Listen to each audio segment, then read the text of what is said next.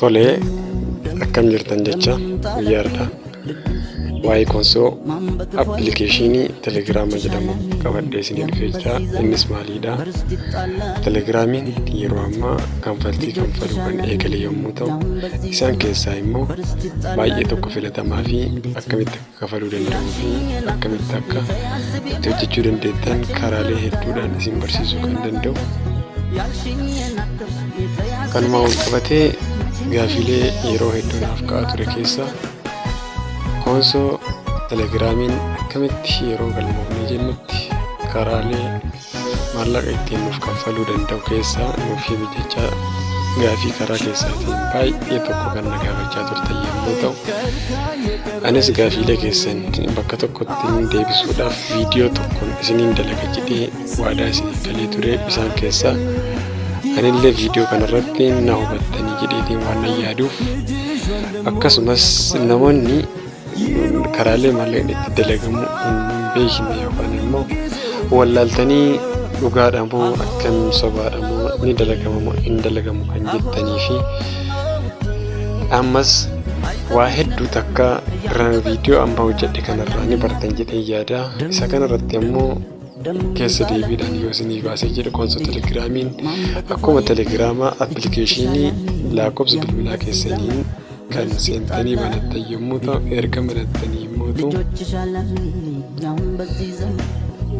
lakkoofsa bilbilaa keessan itti galchitanii erga galchitanii booda konfirm veerifikashin koodii karaa meeseejiitiin isinii ergaa. Isaan keessaa immoo loogiin jettanii seentanii erga seentanii immoo namootuma waliin dubbachuu qofaadhaan karaa adda addaatiin kan isinii kafalu yommuu ta'u, karaaleen sanniin keessaa immoo isaan akka fakkeenyaa fi karaalee hedduu baay'ee salphaa fi karaalee ulfaataa hin taane karaa chaatii, appilaayi tu ern iskrool gochuudhaan, sheer tu ern gochuudhaan karaalee kana qofaadhaan kan maallaqni dalagamu yommuu ta'u, isaan kanneen keessaa akkamitti chaat gochuudhaan, akkamitti appilaayi tu ern gochuudhaan, akkamitti iskrool tu ern gochuudhaan fi akkamitti sheer gochuudhaan maallaqni akka dalagamu maal sassaabannee wizdiroo akka gochuu dandeenyu isaan kanneen keessatti viidiyoo kanarratti kan ilaallu ta'a. Kanaafuu viidiyoo kana hanga dhumaatti isteeppiidhaan osoo irraa hin darbin jechuu kan daawwattaniif qabadhee kan isin hojjedhee jiru yommuu ta'u, kanarratti immoo konsoo telegiraamii jechuun haala itti fayyadama isaa tokkoon tokkoon isiniif ibsa. Na hordofaa isiniin jedha.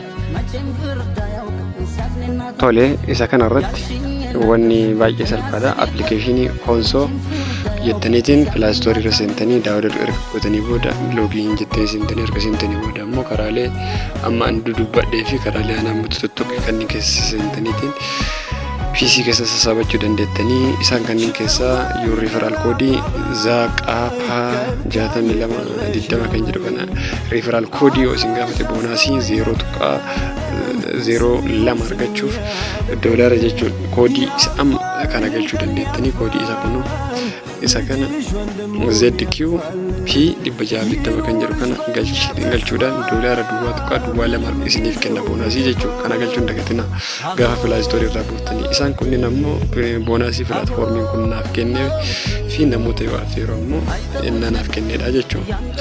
Kanarratti ammoo appilikeeshiniin erga buuftanii ammoo salphaadha. Akkamitti hojjettanii na gaafattan erga buuftanii booda nama wajjin chaatii gochuu qofa akkasumas beeksisa garaagaraa ilaaluu qofaadha jechuudha. Fi namoota affeeruu irratti fakkeenyaaf baay'ee tokko USDT baay'ee kan kafaluu fi waa baay'ee kan namatti argisiisu. Isaan keessaa chaat gochuu, iskrool gochuu akkasumas wantoota garaagaraa beeksisa garaagaraa ilaaluudhaan mee fakkeenyaaf gubbaa kana waliin chaataa godhu jechuudha. Haayee waan jedheen wanna inni naa kennu duwwaa tuqaa duwwaa 5 naaf kennee jechuudha.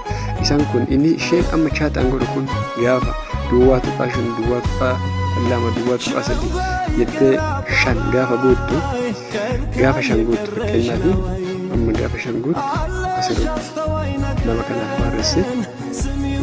barreessee 5 gaafa barreessuu qabaa jechuu 5 guutuudha. Erga 5 guutee booda iddoo kilaayii fakkeenyaaf inni kun gaafa 5 guutte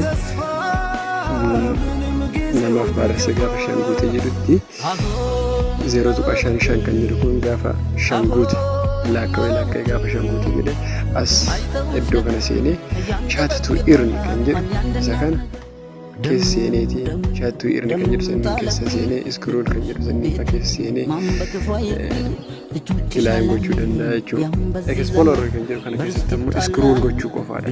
Iskrool kun achitti gaafa shan guute inni kunis ammoo yeroo shan jechuun yeroo 25 shan amma fakkeenyaaf kana iskrool godhee tokko tuqaa duwwaa tokko kan jedhu kun gaafa shan guutuu qaba. Chaattuu irni kan jedhullee shan guutuu qaba.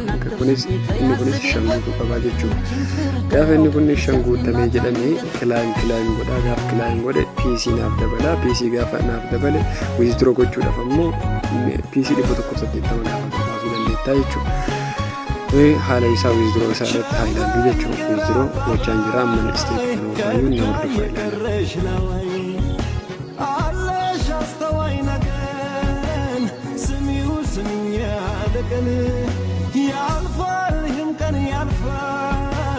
ልጅሽ ወንድሙን ያቅፋል ይኑርሽ በእኛ ተስፋ ምንም ጊዜው ቢከፋ ደም እንጣለብኝ ልጅሽ ቤት ማን በክፉ አየብኝ ልጆችሽ አላሜን ያም በዚህ ዘመን በርስት ይጣላል ቢሉኝ እንዴት ልጆችሽ አላሜን ያም በዚህ ዘመን በርስት ይጣላሉ ቢሉኝ እንዴት ልመን ያልሽኝን አትርሽ የተያዝቢበት መቼም ፍርድ አያውቅም ሲያዝንና ታንገት ያልሽኝን አትርሽ የተያዝቢበት መቼም ፍርድ አያውቅም ሲያዝንና ታንገት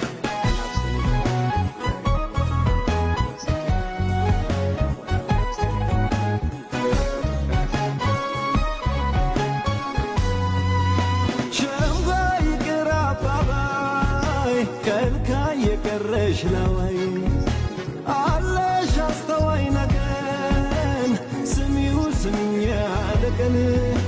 ያልፋል ይህም ቀን ያልፋል ልጅሽ ወንድሙን ያቅፋል ይኑርሽ በእኛ ተስፋ ምንም ጊዜው ቢከፋ አሁን ውዴ አሁን ውዴ አይተውት ነበር ያንገበግባል ያንድ እናት ደም እንጣለብኝ ልጅሽ ቤት ማን በክፉ አየብኝ ልጆችሽ አላሜን ያም በዚህ ዘመን በርስት ይጣላል ቢሉኝ እንዴት ልጆችሽ አላሜን ያም በዚህ ዘመን በርስት ይጣላሉ ቢሉኝ እንዴት ልመን ያልሽኝን አትርሽ የተያዝቢበት መቼም ፍርድ አያውቅም ሲያዝንና ታንገት ያልሽኝን አትርሽ የተያዝቢበት መቼም ፍርድ አያውቅም